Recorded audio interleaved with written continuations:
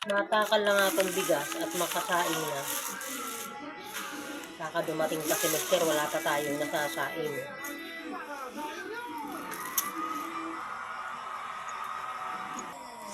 Hi, Mare. Anong ginagawa mo, Mare? Hindi naman yung bigas na tinatakal mo, Mare. Tiyak maraming katakain sa bahay mo kasi maraming bigas mo.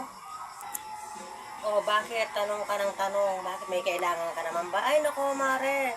Ping pupunta ka dito. Alam ko, may kailangan ka na naman. Dinadaan mo lang parati sa kwento. Lumang style na yan, Mare. Ba't hindi mo na mabago yung ginagawa mo? Yun naman si Mare. Pinuntahan na nga kita. Hindi mo pa itong nag-iimot na pumunta ako. Bakit? Masama bang dalawin kita? Magsabi ka lang, Mare, kung galit ka sa akin. Kasi hindi na ako pupunta dito. Hindi na rin kita dadalawin. Paano kasi? Tanong ka ng tanong. Mainit kayo ng ulo ko. Ay huwag ka nang tang sa akin ng parate. Baka ikaw ang napagbalingan ko ng init ang ulo ko, Mare. Kasi ito naman sa kumare, yung init-init ang ulo mo. Ba't hindi mo lang yan daanin sa inom na init ng ulo mo?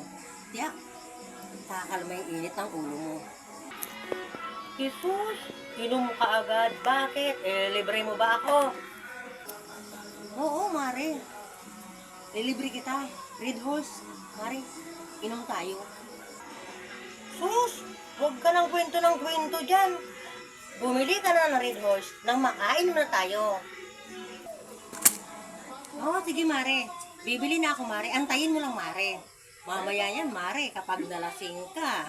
Nako, baka lalong iminit yung ulo mo. Baka pag uwi na, pare, kumbagin mo. Nako, Mare. Ang tagal-tagal niyang inumin na sinasabi mong bibilihin mo, Mare.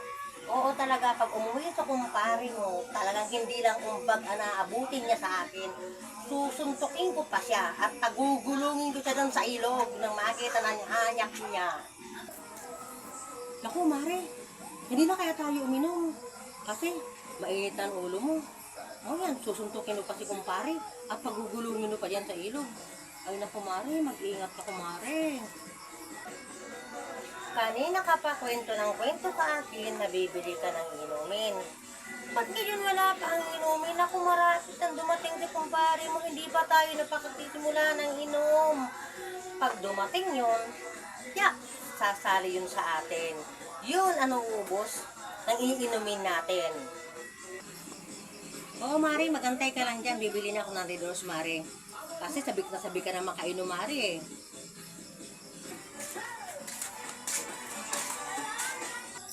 Ali, pabili nga, Red Horse, Ali. Ito po. Ito bayad, Ali, oh. Huwag mo nang suklihan, Ali. Salamat po.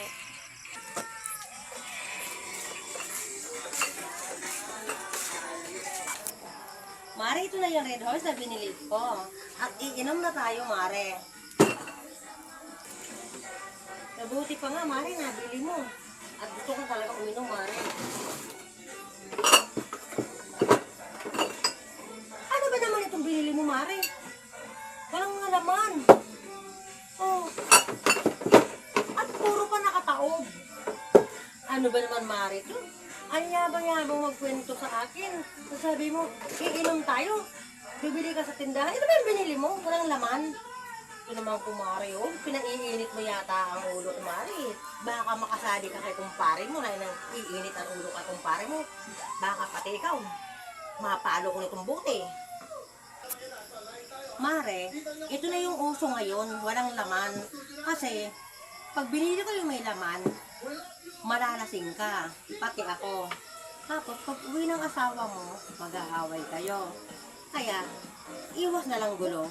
Yung binili ko, walang laman. At saka nga, Mare, ikaw na lang yung bumili kaya. Kasi wala akong pera, Mare, eh. Lumayas-layas yung nasa harapan ko. Nagbubayad ako tayo, eh. Sabi mo kanina ako ang bibili ng inumin. Tapos ngayon, ako pa lang bibili. Ay, Mare, sira ulo ka talaga. Lumayas ka sa harapan ko. Kasi bago ka mapalo,